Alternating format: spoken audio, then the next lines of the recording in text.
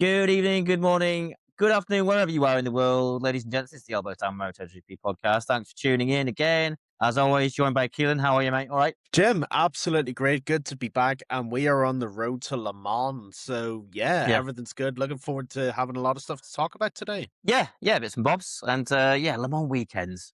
Fast becoming one of my favourite races that I still haven't been to, actually. But we'll get on to Le Mans towards the end of the pod. We'll do a mini preview. I don't know if we'll do any predictions. We don't really tend to do those anymore because they're usually way off. And I put you or Alex right on the spot.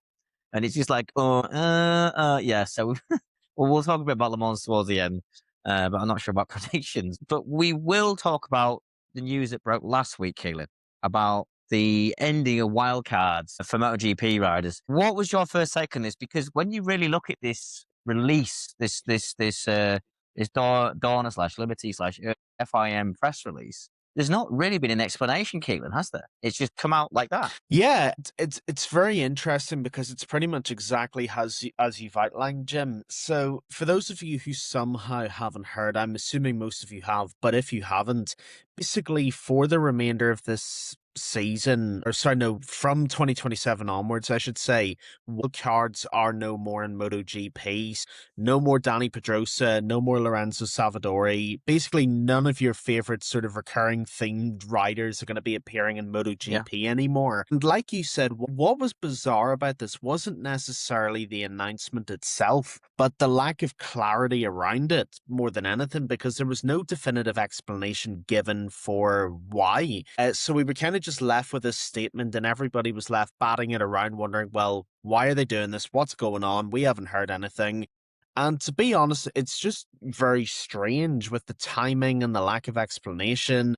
Now, we have, of course, if you've been tuning into the last couple of episodes, we've been theorizing about the reserve rider system and whether that's going to replace the wild card, which would actually make a lot of sense. But I do have to say the lack of communication and clarity on these being removed is quite strange, I have to say. It is, yeah. I mean, it would add up, wouldn't it? The reserve riders thing. But it's a different thing. Uh-huh. The reserve rider is for when someone's injured, and that's good. That necessity to have someone ready to replace someone will be forever present, and that's just a replacement rider or a reserve rider. Fine, but I mean, I thought at first, and maybe it's linked to that, but it kind of.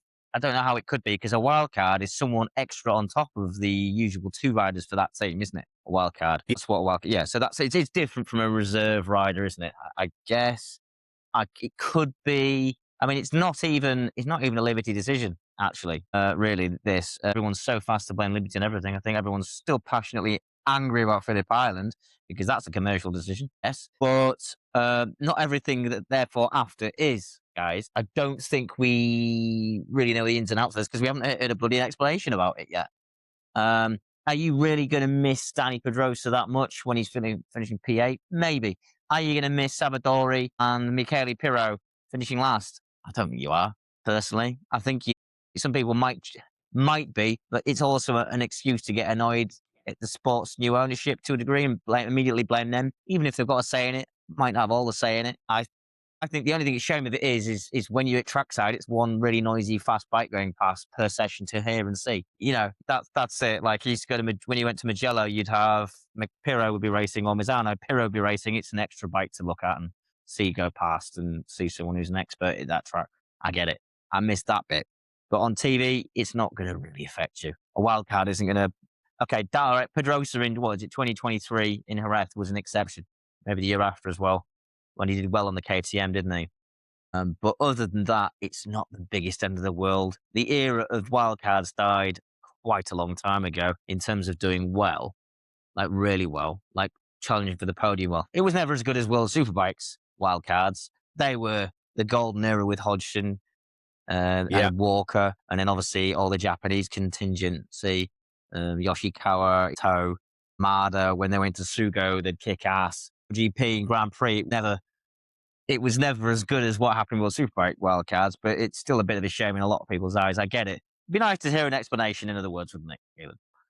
Yeah, it would. Basically. Yeah, I mean, like you said, and I think you're right to say it, it's not actually, I don't think it's the biggest issue in the world per se for the reasons you've mentioned. But I think what people want more than anything is all they want to know is why. I don't think people are necessarily bothered with the decision itself.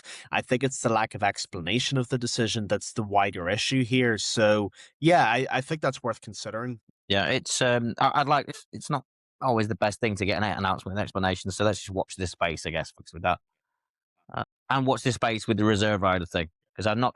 It's not even known if that's going to be linked yet, and that wasn't really announced anyway. That was a rumor, I believe, off the top of my head, reserve rider thing. Hmm. So yeah, we'll have to wait and see on that one. Other news is that this Tech 3 situation, before we'll get on to the Tech 3 thing before we go on to another thing with manufacturers and Liberty. But the Tech 3 situation, Keelan, we've had Nico Goyan, if I'm pronouncing that right, probably aren't. The Tech 3 manager, obviously under Gunther Steiner, has told Speed Week, the very, very good German publication that seems to get everything right when they have big leaks. But they've said that they still haven't decided. Tech 3 still have not decided who their manufacturer is going to be next year. So by that logic, and they've admitted they can't even have a serious talk with anyone for next year, whether it be a Moto2 rider, a MotoGP rider, or even the Lega. You know, you can't seriously have these talks yet until you made a manufacturer decision. Keelan, surely that has to be, we're early May of the year before you go into that year. Surely now you have to make a decision soon because these discussions must be going on in the background because we're about to probably hear all the announcements for next year as soon as this money thing's sorted out between the teams, and then all the announcements are going to get on. Surely now, Gunther Steiner's like, I've got to decide. It has to be now, doesn't it? Yeah, this is really intriguing because again, shout out to Speed Week for getting this. They are, of course, they are one of the best publications in the paddock by a considerable distance, actually. Yeah, this is really interesting because they're really. By really, I mean Tech 3 to be specific. They're really playing a game of chicken with this because they're leaving this very, very late. For those of you who remember, when it was confirmed that Gunther Steiner was taking over Tech 3, we expected a decision right at the beginning of the season about whether they would stick with KTM or whether they would go to Honda or another manufacturer. The fact that we're at the beginning of May and not only is there no decision made, but there's not even a sign of a decision being made, that is as interesting as it is concerning because, like you said, this is the year before the biggest reg change in a number of years. Now, plans are going to have to start being put in place before you can talk to other Yeah. riders, before you can get equipment sorted and this and that and the other. Yeah. Yeah, I definitely think that at the very, very latest by the summer break, they have to have made a confirmation and Oh they yeah. have to have made a decision on who they're going with, if not much more before that, which I would expect them to do. But I'm really surprised that they've left it this long. I have to say, I am very surprised at that. Now, the only thing I can really put that down to is the fact that Gunther Steiner's new to MotoGP. That's the only thing I can sort of explain this by, because you have to think if this was still Hervé Poncharal, a decision would have been made within the first two rounds. Maybe, I'm yeah. pretty, yeah, I'm much more confident in thinking a decision would have been made by now if it was still Hervé. But whether it's Gunther Steiner or whether it's somebody else, they are going to have to make a decision soon because either that or the entire silly season's going to pass them by and the decision's going to be made for them. It's a tough one, isn't it? Because at the same time, this time last year, there might not have been a Honda proposal in front of Hervé Poncharal. Well, this time last year, I This is think he was true. probably, but also I think this time last year, Hervé was probably already thinking of selling. Well, he would have been, obviously. So what do you do? Do you wait? Do you hang on and see, look at the finances? I mean, that the KTM might offer you. Um, is it a CF Moto Tech 3? I mean, there's the rumors of CF Moto Aspar that we haven't even said we talk about today, which keeps popping up. But I think going into a new era, I know it sounds like a broken record, folks, as I keep going on about this, but being with Honda is good. It's important. They'll look after you with all their budget. Being a Honda team at the start of a completely new regulation era with new tires, new engine regs, with a development budget that is through the roof, with stuff constantly being tested even after 2027 season starts. The investment Honda will have on this 850 engine development as it goes up through the years into 2028, etc. Honda will have money thrown on it, guys.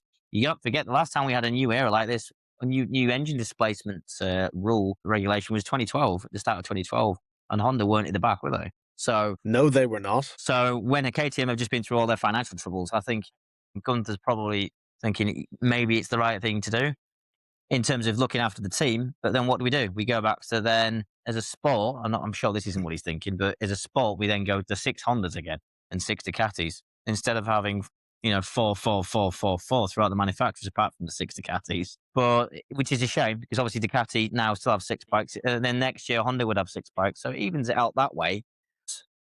I don't know. I think logistics. You're right about the equipment thing. That's a good point.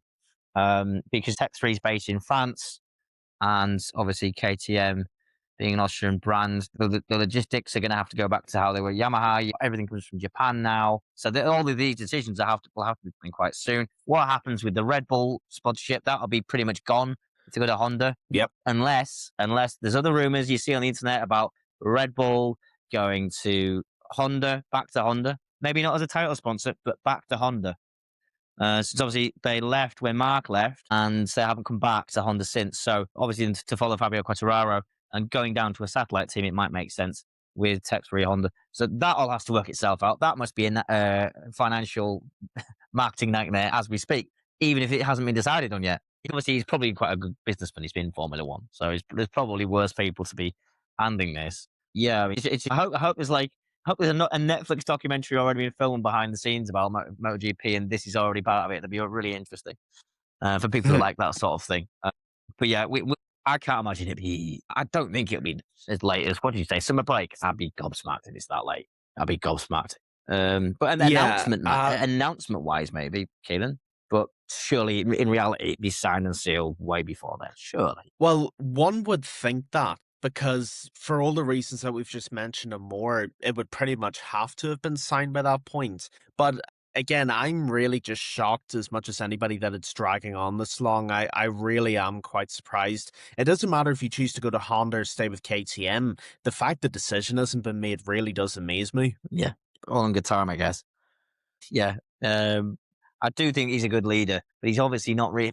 I'm not sure if he'll be every race, Gunther Steiner, but his team manager and Nico, it has been around. So yeah, I'm sure they're in good hands. I hope the riders don't have to wait too long, because there's a lot of interest in the Tech 3 Honda rider. A really good, a very well run team with a bike that could be, for all we know, some outlets are saying is actually the best 850 as we speak.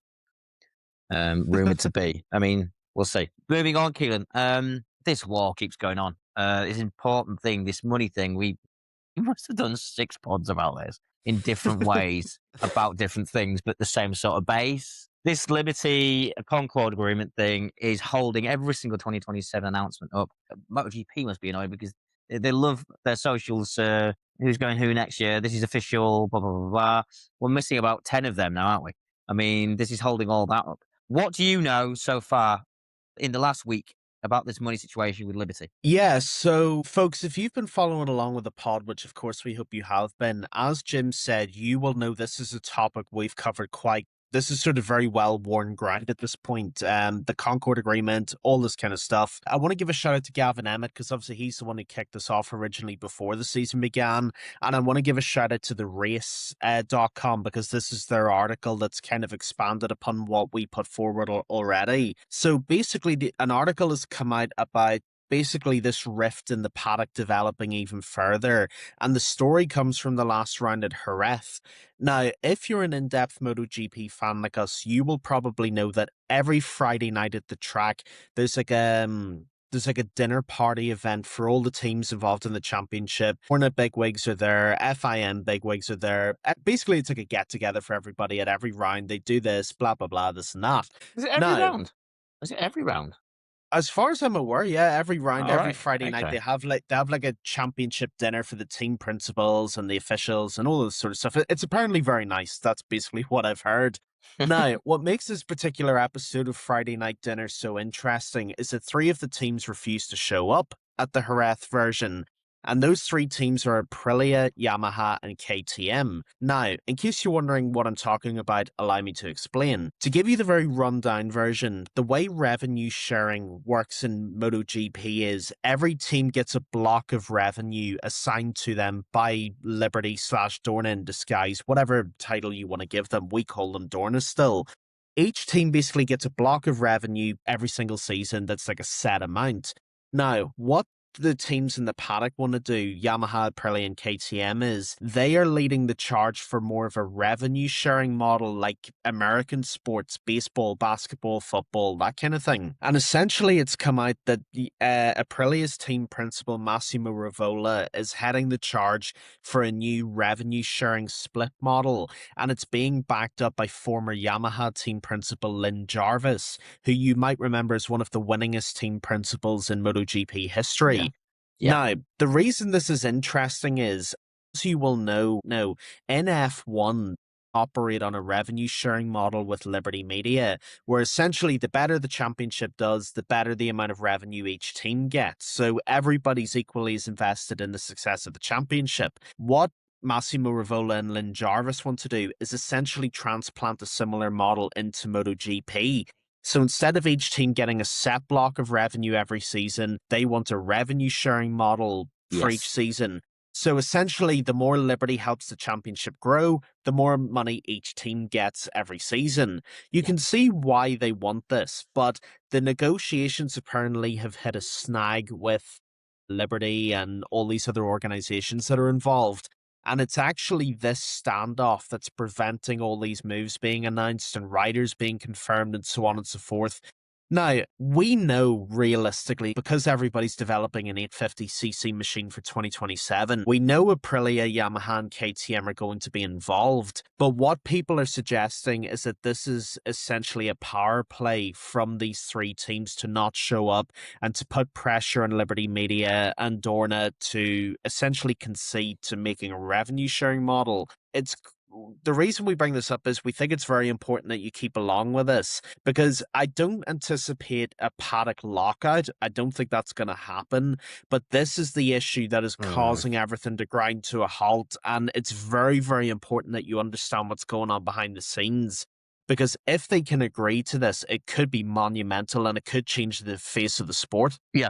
Well, it's important. I mean, the teams obviously also, I think they realise that they're having they've had a sniff of more money here as well, because they know that right now they don't get anywhere near the amount that they should if it's properly spread across all 11 teams. I think the fair proposal at the moment would be 9 to 10 million euros from the TV. And that, by the way, folks, that's every team. That's not like factories get more. It used to be like that in the F1 style. But if you've got, this is a really nice thing to say, but if you've got Disney Plus, watch the Braun documentary. That explains really well how that their Concord agreement works with the money. If you already know, fine. But what used to happen is the big teams used to get the biggest slice, because it's just the way it worked. Just watch it. I was worried that was what was happening, and that's why they were boycotted the dinner. So I was worried that Ducati, or basically your factory teams, were getting the big slice, and I was worried that the satellite teams were playing up, and then them telling that their parent manufacturer. I was hoping that that's not the case, and it sounds like it isn't. But whatever is the issue, I just hope it gets ironed out soon. But I just hope it's a fair spread of money, and you don't get your big dogs getting the biggest slice, because that's all that will do is make on track the gaps bigger in the long run, in my opinion. It's like when you used to see this massive margin in money, Keelin, when back in the early 2000s, with the Concord style agreements in Formula One, you'd have Ferrari 3 seconds per lap faster than, I don't know, Minardi. Do you know what I mean? The money slice was a lot different, and yes, obviously they'll have more money to invest anyway. I know, but still, as opposed to getting 30 million, 40 million, like the bigger teams were getting 3 times that, it just isn't fair. So I just hope that doesn't happen in MotoGP. Yeah, no, I just wanted to say I should note this as well, because it just came back to me. Another big part of the rift between the manufacturers and Liberty and Dorna is, apparently, according to the report by The Race, which you should go and check out, I think it's by Simon Patterson. It's a very worthwhile piece. A big part of the issue that Dorna and Liberty have is they want more media and marketing commitment from the teams and the riders. So, for example, if you look at F1 and you look at, say, the Petronas Mercedes team, and you look at how marketable and approachable George Russell and Kimi Antonelli are, they essentially want the same thing from Marc Marquez and Pecco Bagnaia, for example. So they want riders to basically do more interviews, be more open to media work, more open to marketing stuff. Because at the moment, if you've noticed with MotoGP, and if you've been a fan for a long time, you'll probably know this already. For example, in grid walks, there's certain riders that never do interviews before a race, and Yeah, there's yeah, certain riders that will always do interviews before a race. Now, that could be with our side of the water and TNT. It could be with Servus TV, the German broadcaster, basically yeah, with every national broadcaster. There's yeah. certain riders they can interview and certain riders that they can't. Liberty and Dorna want much greater media commitment from these teams in order to essentially help spearhead the growth of the championship. So that's another important thing to bear in mind. So essentially, folks, that's the crux of it. Liberty and Dorna want greater rider marketing and communication commitment from the teams to help grow the championship, similarly to how they do in F1. Whether it will happen, we'll have to wait and see. Yeah, time will tell on this one. And I'm really happy that the teams are boxing clever here. Really Yeah. happy because I thought there was a risk of a company as massive as Liberty Media with the just the money they have behind them and the Rottweiler style lawyers that they'll be able to afford. Not that MotoGP, can't afford an expensive lawyer either. Oh, their teams, sorry. I mean, Honda would probably get a good one, but it just, I don't want teams being bullied around. That's Actually, what Jim, scared me. sorry, I don't want to step in and interrupt. You've just stumbled No, on no, another fantastic point. okay, Apparently, Massimo Rivola is having this plan drawn up by the US lawyers who work for Trackhouse. So that's actually a very interesting point you've brought up. These are no small town law firms that are working on this. These are the that's US good news law then. firms behind these. This is apparently the US legal team behind Trackhouse Aprilia. So they've come heavy equipped for this. It's not what you know. Exactly. Well, that's good news. Because if it's a fair fight, then that's what we need. But at the same time, I think at Liberty are also thinking, hey, listen, guys, we transformed F1 from niche to mainstream. You just sit tight, and we'll look after you. I think that's probably what their style to a degree in some areas maybe is. Like, guys, you got bought by us. Sit back and do as you're told. But I'm hoping it's not all like that. I think Domenicali was there at RF, wasn't he? On the grid. Yes, he The owner of was. Fort, he was there. Obviously, he said he wasn't there for any professional reasons. When Susie Perry from TNT asked him, I said, "Oh no, just here to see some of the sport." Yeah, okay, fine. Good liar, Stefano. And it was good to Get see him on the Chris. pod. Yeah, I'll see what I can do. Yeah, while I'm at it, I'll ask Christian Horner. He was there as well, wasn't he? Yeah, right on the grid. Yes, he was. Obviously, that was always going to spark speculation, which he said he knew it would happen. And but basically though he was in the garage of every team, more or less. I think Yep. I saw. I'd say what that would, I think Steiner's great, but in terms of publicity, having Christian Horner as a team owner, which I don't know if that'll happen or if it might happen one day, but I don't think in the near future. I think he's probably quite enjoying some. I don't know. I don't think it was gardening leave, but we're not an F1 podcast, so we've said enough about that. But yes, I think it'd be good for MotoGP to have Horner in the sport, just because of. I know a lot of people hate this and hate it being said. Very defensive of the two wheels only thing. But when you have a sport as popular as F1 and they make their way into MotoGP, it can only grow the sport you love. That's my opinion of it, and that's the logic I have of it. So yeah, we'll see on that front. If Christian gets involved one day. But more importantly, yeah, let's hope what Master Rivol is doing in utilizing Trackhouse's laws works, and we just get a fair thing, and the teams are happy going into 2027. You also want to talk about media openness. Are you talking about? By the way, folks, that's me talking about notes. I'm not a sidekick. Are you talking about the social media thing again when people start sharing stuff that they can, like on clips and things? Yeah, That's a portion of it, right? yeah. My understanding of it and my reading into it is that anybody who listens to the podcast or anybody who follows MotoGP, you will know that the paddock as a whole in MotoGP is very, very protective and very closed off. Formula One used to be a lot like this. It wasn't really until the last 10, 15 years that F1 has really opened up into what it is now. Before then, it was just as shut off as MotoGP is now, pretty much. So my understanding of it is that F1 or not F1, Liberty basically want MotoGP to be open to the Netflixes and to be open to social media and influencers and all this sort of type of stuff, depending on what way you look at it. They really want MotoGP to be ripe for podcasters, influencers, basically making it into a far bigger, much more well known product than it is now. Now, that is going to rub a lot of people up the wrong way. Certain people, I kind of count myself as one of them, don't want it becoming a circus the way I think F1 is. But my understanding is that is the plan. They want to make MotoGP much more open, much more marketable, much more of a commercial product, and much more of a well-known sort of, basically the way F1 is now. So that's my reading of it. And I think it Yeah. will be interesting to see what becomes of it. I thought that was going to happen a lot earlier, though, because I mean, the first thing that is still happening and isn't, I'm sorry, but it isn't a hard thing to overcome. It just isn't. Is that when so and so, John Smith, puts a clip of the last lap of, I don't know, the 2006 Turkish MotoGP when Casey Stoner had a battle with Marco Melandri for the win.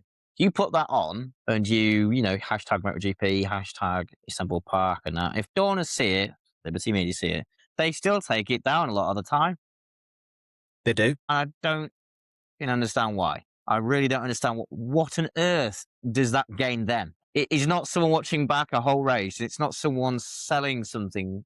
Might give that person followers and not MotoGP, but let's be honest, anyone who watches that or retweets it probably follows MotoGP anyway. I just don't understand the logic. This is what F1 did very cleverly with Liberty did with them. They relaxed a lot of this sort of thing on Instagram and that. And if it's not your thing, fine. If you only use Spotify to listen to podcasts, fine. But it's a big thing now. People want to watch clips of old races, and they want little clips. They want fast clips. They want it here now.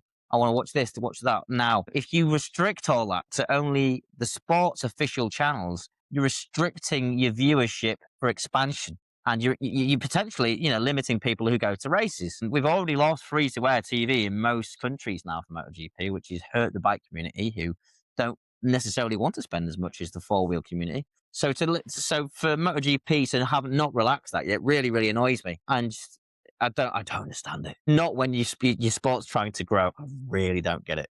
You tell it annoys me.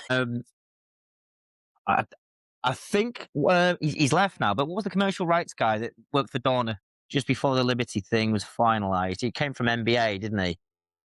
Yeah, Daniel Rossamondo. Well done. Yeah. So now his goal was to eliminate some of that, and I think he did to a degree. But for some reason, I'm still seeing people get their videos deleted.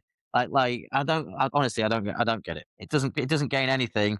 It doesn't devalue the video pass at all or anything like that. So, have you got anything to add to that, or have I ranted that subject to smithereens? No, I very much am in the same boat as you. I think because I've seen a lot of people face the same issue, and even for example, my good friend Leo Vortman, who runs Bad MotoGP Memes, you may have seen it before, you may not have. Always, of course, feel free to check it out. Leo and many people like him ran into the same problem where they wanted to use clips of MotoGP to make memes and things like that to get it out to an audience, and they'd get copyright strikes and they'd get copyright claims on their content. And I just think and I mean this with all due respect to Dorna, it's an extremely narrow-minded approach because people want to grow the sport and they want to make it more well-known. And you're trying to insulate it and keep it behind this sort of big wall for God knows what reason. So I think it's definitely time for a 21st century approach to MotoGP, and there needs to be more of an embracing of whether it's writers writing articles in Substack or people creating memes on Instagram or people posting reaction videos on YouTube. It's definitely time for them to take a new approach to this, I think, because it's not helping the sport at all. And all it's doing is making Dorna / MotoGP Entertainment Group look vindictive. That's really all they're achieving. Yeah, it is. And hats off to Leo. What the job he did when he could. Yeah, it's almost gatekeeping to a degree. It's just not seeing. That's exactly what it is. It's gatekeeping. It's not a post 2020 approach to it. Do you know, one of MotoGP's biggest issues before we drop this, folks, One of MotoGP's biggest issues, especially in the UK and potentially America as well, is the catchment audience or the audience that are listening to watching the sport or even listening to this podcast. Trust me, I look at the analytics. The issue is, well, it's not an issue. It's just a future issue. There is not enough very young people watching MotoGP. That is an Yeah. issue. And what do those young people do? They're on the phone, social media all the time. And what are Dawn limiting those clips of old races or current races being shared around by any of these young kids? You stop that. It's only hurting that generation that might be watching and paying to watch the races in the future. That's annoying. Our generation of MotoGP is predominantly watched by, I want to say, 39 and 59 is the most. That's the age bracket that watch MotoGP the most, which is fine. It's just not fine in 20 years' time if there It's not isn't. sustainable. It's not sustainable. Yeah, that's the word. But it's just not fine in the future. It's not good enough. Yeah. So yeah, that is. I mean, it's not just a social media thing. Other things need to be looked at as well. I need to make bikes cool again, which is another conversation for another day, another pod. The bike racing, I should say, not bikes in general, because you'll never really do that to a generic audience. But bike racing can be made cool to a young audience. But again, not talking about that now. Keelan, we've ripped that one to smithereens, so that's a rant. Nice one. That's pretty much it, apart from some Le Mans talk. It's come by fast, this one. I can't believe it's been a year since Zarco's very emotional win in the way. I must have watched, sounds like a soppy thing, so I must have rewatched that last lap, seriously, about 5 times. Actually, that's probably a lot. I probably watched it about 10 times since it happened, and then watched the podium probably about 3 times as well. I just like wholesome things like that. I mean, I'm guessing you watched that live. Oh man, I mean, I almost got up to sing La Marseillaise whenever Zarco won. It was beautiful. His family were there. It was in the rain. The atmospheric nature of the win, you couldn't write it if you tried. It was one of the best moments in the history of MotoGP, and I mean that sincerely. We're very Yeah. lucky as a sport. We have a catalogue of great moments throughout the years. That is the best moment I can think of in modern MotoGP history. A French rider who flew the flag by himself for so long in MotoGP, He did. coming towards the twilight end of his career, maybe his last contract he'll ever get. He's racing at home, it's in the wet, and he goes on and he wins it. One of the most beloved riders in MotoGP, one of the most universally liked figures in the world of motorcycle racing, and he only goes and he wins it. His parents, it's their first ever race, I believe, watching him. I mean, how do you write it? Yeah. How do you write it any better than that? You can't. You couldn't. It was a lovely Sunday afternoon fairy tale for everyone, wasn't it? That actually happened. I mean, let me put it this way, folks. In case you're not from Ireland or the UK or this general sort of part of the world, it made it onto the BBC. It made it onto the front page of the Telegraph newspaper. Did it? Johann Zarco did. I'm pretty sure it did. Yeah. Him doing the backflip off the barrier. Up in the top step with the tricolor, La Marseillaise with a crowd. The crowd is one of the best crowds you get in the MotoGP calendar. The French love MotoGP. MotoGP loves France. We got a French winner in France, and it wasn't Fabio Quartararo, which is kind of shocking, admittedly. But Mm, it was brilliant. It mm. was absolutely brilliant. It was one of my favorite memories of the modern era. And, Le Mans always provides something brilliant. Yeah, And that's why we love it. he does. I mean, I think I'm trying to recall. Did Fabio get pole at Le Mans last year? Was it one of those pole records he set? It very well could have been. I don't know for Yeah. sure, but it wouldn't surprise I me. mean, yes, folks, I am actually looking up a result here, but pole position at the French Grand Prix last year. Yeah, you can't change the year on the app. That's annoying. But yeah, it's last year the M1 was a step up from the previous year's M1. It was the best iteration and the last iteration of the inline 4. He should have won a few races, actually. If it was a dry race, he'd have had a good chance. But yeah, away from that, the win from Zarco, it couldn't have happened to a nicer guy. And that is what Alex said at the time. I remember saying it could not have happened to a better person. That moment when he gets off the bike and you can tell he's trying to hold the tears back and he runs over the track and he's running up the start and finish and he goes up to the crowd and does the backflip. It's just so special. And away from any family things behind closed doors, I think that's probably the greatest moment in his life. And it probably will be for the rest of his time. you know, folks, I might even watch it back again after this podcast recording. Anyway, so yeah, but unfortunately, well, the thing is, he had a really good showing at Jerez, and it was actually cracking me up how funny it was to see Zarco continuously backpass when he kept getting a pass at Jerez last weekend. He's like, no, no, no. And it took about, I think Ralph Fernandez spent most of the race, or at least half the race behind him, because Zarco just kept undercutting each pass. So I'm hoping he can transform some of this form to Le Mans, because I don't think it'll be Fabio that is the lead Frenchman. It will be Zarco on dry form, sadly. Although we do know that obviously Fabio they basically put the 2025 front wing on the M1 during testing at RF, and apparently it was 2 seconds faster. Yes, obviously the Monday track is grippier, but 2 seconds, no, I think that probably just worked well. So let's hope at least he finds a couple of tenths, realistically, at least, Fabio, because it's important. It's a sellout crowd anyway, isn't it, Keelin? But it's good. It'd be important for him to do well and to fly the flag for them. Something to cheer about, isn't it? Yeah, without a doubt. I mean, anytime you go to your home race, it's always, I don't want to say it's more important than the others, but there is a factor that makes it more special for the individual.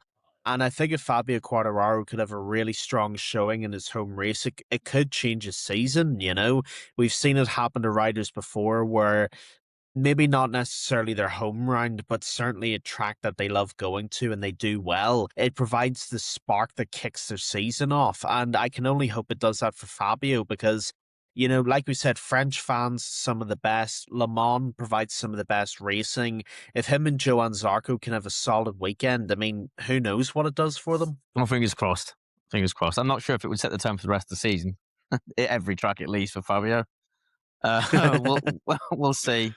We'll see. I mean, I've even heard talk of them trying to go back to the inline four, but again, that could be silly social media rumors.